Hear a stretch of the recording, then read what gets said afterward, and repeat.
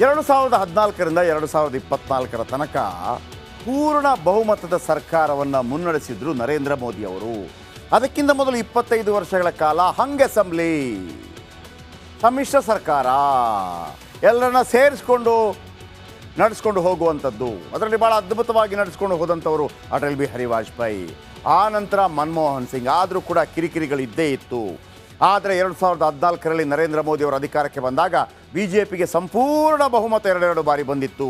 ಹಾಗಾಗಿ ರಾಜನಂತೆ ಅಧಿಕಾರ ನಡೆಸಿದ್ರು ನರೇಂದ್ರ ಮೋದಿ. ಆದರೆ 3ನೇ ಬಾರಿ BJPಗೆ ಬೇಕಿರುವಂಥ 272 ಬರಲಿಲ್ಲ, 240 ಬಂದಿದೆ. ಆದರೆ ಮಿತ್ರ ಪಕ್ಷಗಳ ಜೊತೆ ಸೇರಿದರೆ 292 ಇದೆ. ಹಾಗಾಗಿ ಒಂದು ಕಡೆ JDU ಮತ್ತೊಂದು TDP ಇವರ ಅಣತಿಯಂತೆ ನರೇಂದ್ರ ಮೋದಿಯಂಥ ನಾಯಕ ಈಗ ಗೋಣು ಬಗ್ಗಿಸಬೇಕಾಗತ್ತೆ ಅನ್ನುವಂಥ ಬೇಸರ BJP ವಲಯದಲ್ಲಿ, BJP ಅಭಿಮಾನಿಗಳಿಗೆ, BJP ಕಾರ್ಯಕರ್ತರಿಗೆ, ಮೋದಿ ಫಾಲೋವರ್ಸ್ಗಿದೆ. ಹಾಗಿದ್ರೆ ಈ ನಂಬರ್ ಗೇಮ್ ಇಲ್ಲದೆ ಬದುಕೋದಕ್ಕೆ ಸಾಧ್ಯವಿಲ್ಲ, ಸರ್ಕಾರ ಮಾಡೋದಕ್ಕೆ ಸಾಧ್ಯವಿಲ್ಲ. ಅದನ್ನು ಸ್ವತಃ ನರೇಂದ್ರ ಮೋದಿ ಅವರು ಕೂಡ ಹೇಳಿದ್ದಾರೆ. ಬನ್ನಿ ಹಾಗಿದ್ರೆ ದೆಹಲಿಯಿಂದ ಒಂದು ಸ್ಪೆಷಲ್ ರಿಪೋರ್ಟ್.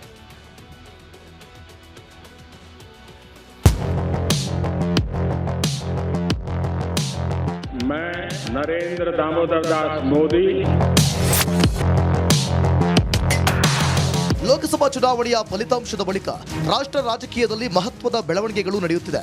ಎನ್ಡಿಎ ನಾಯಕರಾಗಿ ಆಯ್ಕೆಯಾದ ಬಳಿಕ ಹಂಗಾಮಿ ಪ್ರಧಾನಮಂತ್ರಿ ನರೇಂದ್ರ ಮೋದಿ ಪ್ರಮಾಣ ವಚನ ಸ್ವೀಕಾರ ಸಮಾರಂಭಕ್ಕೆ ದಿನಾಂಕ ನಿಗದಿಯಾಗಿತ್ತು.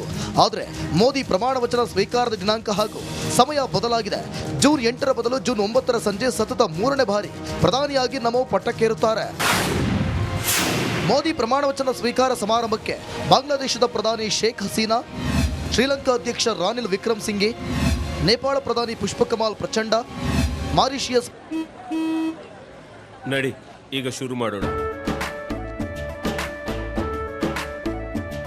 ಕೇಸರಿಯಿಂದ ಮನೋಲ್ಲಾಸ ಮನಸ್ಸು ಮತ್ತೇರಿ ಕುಣಿದಾಡಿದೆ ನೋಡು, ಮನಸ್ಸು ಮತ್ತೇರಿ ಕುಣಿದಾಡಿದೆ ನೋಡು. ಕ್ಷಣ ಕ್ಷಣವೂ ಆಚರಿಸಿ ಕೇಸರಿ ಹಬ್ಬ. ವಿಮಲ್ ಬಾಯಲ್ಲಿ ಹೇಳಿ ಕೇಸರಿ. ಪ್ರಧಾನಿ ಪ್ರವಿಂದ ಜುಗ್ನೌತ್, ಭೂತಾನ್ ರಾಜ ಜಿಗ್ಮೆ ಕೇಸರ್, ಮಾಲ್ಡೀವ್ಸ್ ಅಧ್ಯಕ್ಷ ಮೊಹಮ್ಮದ್ ಮುಯಿಜು ಮೋದಿ ಪ್ರಮಾಣ ವಚನ ಸ್ವೀಕಾರ ಸಮಾರಂಭಕ್ಕೆ ಬರ್ತಾರೆ. ನಂಬರ್ ಗೇಮ್ ಜೋರಿರುವಾಗಲೇ ತೃಣಮೂಲ ಕಾಂಗ್ರೆಸ್ ನಾಯಕರು ಹೊಸ ಬಾಂಬ್ ಸಿಡಿಸಿದ್ದಾರೆ. ಬಿಜೆಪಿಯ 3 ಸಂಸದರು TMC ಸಂಪರ್ಕದಲ್ಲಿದ್ದಾರೆ ಎಂದು ಹೇಳಿದ್ದಾರೆ. ಆದರೆ ದೀದಿ ಪಡೆ ಮಾತೆಲ್ಲ ಸುಳ್ಳು ಅಂತ ಕೇಸರಿ ಸೇನೆ ಕಿಡಿಕಾರಿದ್ದಾರೆ.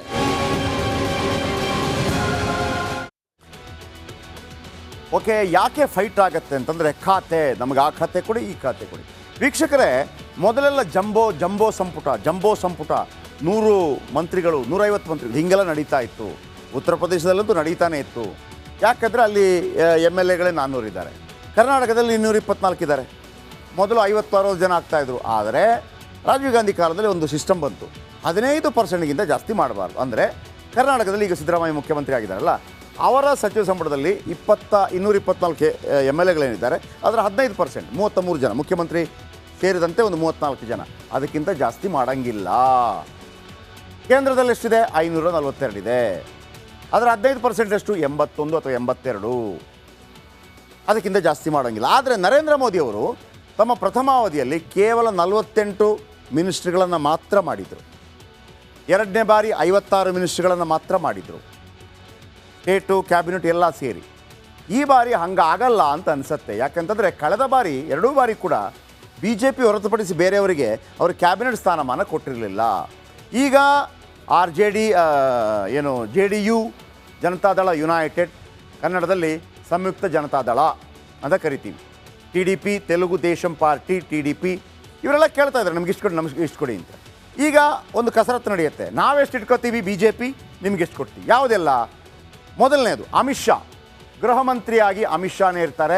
ಗೃಹ ಮಂತ್ರಿ ಸ್ಥಾನವನ್ನು ಯಾರು ಏನು ತಿಪ್ಪರ್ಲಾಗಿ ಹೊಡೆದ್ರು ಕೊಡಲ್ಲ. ಇನ್ನು ಫಿನಾನ್ಸ್, ಕಳೆದ ಬಾರಿ ಯಾರಿದ್ರು ಫಿನಾನ್ಸ್? ನಿರ್ಮಲಾ ಸೀತಾರಾಮನ್. ಈ ಬಾರಿ ನಿರ್ಮಲಾ ಸೀತಾರಾಮನ್ಗೆ ಬಹುಶಃ ಸಿಗಲ್ಲ, ಒಂದು ಹೊಸ ಮುಖಕ್ಕೆ ಕೊಡುವಂಥ ಸಾಧ್ಯತೆ ಇದೆ ನರೇಂದ್ರ ಮೋದಿ. ರೈಲ್ವೆ ಯಾರು ಮಾಡಿದರು ಕಳೆದ ಬಾರಿ? ಅಶ್ವಿನಿ ವೈಷ್ಣವ್ ಭಾಳ ಅತ್ಯದ್ಭುತವಾಗಿ ಮಾಡಿದರು. ರೈಲ್ವೆ ಖಾತೆ BJPನೇ ಇಟ್ಕೊಳ್ಳುತ್ತೆ, ಅಶ್ವಿನಿ ವೈಷ್ಣವ್ ಕೊಡ್ತಾರೆ. ಎಸ್ ಜೈಶಂಕರ್ ಅತ್ಯದ್ಭುತವಾದಂಥ ಒಂದು ಬ್ಯೂರೋಕ್ರೇಟ್ ಆಗಿದ್ದಂಥವರು, ಅನೇಕ ಬ್ಯೂರೋಕ್ರಾಟ್ಗಳನ್ನು ಅಧಿಕಾರಿ ವರ್ಗಗಳನ್ನು ಕರ್ಕೊಂಬಂದಿದ್ದಾರೆ ನರೇಂದ್ರ ಮೋದಿ. ಜೈಶಂಕರ್ ವಿದೇಶಾಂಗ ಖಾತೆ ಬದಲಾಗೋದಿಲ್ಲ. ಇನ್ನು ಕಾನೂನು ಓಕೆ, ಲಾ, ಅದಕ್ಕೆ ಹೊಸ ಮುಖವನ್ನು ನರೇಂದ್ರ ಮೋದಿ ತರ್ತಾರೆ. ರಕ್ಷಣಾ ಖಾತೆಯನ್ನು ಕಳೆದ ಬಾರಿ ಕೂಡ ಭಾಳ ಅತ್ಯದ್ಭುತವಾಗಿ ನಿಭಾಯಿಸಿದಂಥವರು ರಾಜನಾಥ್ ಸಿಂಗ್, ಅವರಿಗೆ ಅದು ಮುಂದುವರಿಯುತ್ತೆ. ಇನ್ನು IT-BT ಖಾತೆ ಹೊಸ ಮುಖ ಈ ಬಾರಿ ಬರುವಂಥ ಸಾಧ್ಯತೆ ಇದೆ. ಯಾಕಂತಂದರೆ ಕಳೆದ ಬಾರಿ ಅನೇಕರಿದ್ದರು. ಕಳೆದ ಬಾರಿಯ 56 ಪೈಕಿ ಒಂದು 16-17 ಮಿನಿಸ್ಟ್ರಿಗಳು ಸೋತೋಗಿದ್ದಾರೆ. ಸೊ ಹಾಗಾಗಿ ಈ ಬಾರಿ ಅವರು ಯಾರೂ ಇರೋದಿಲ್ಲ. ಯಾರ್ಯಾರು ಅಂತ ನಾನು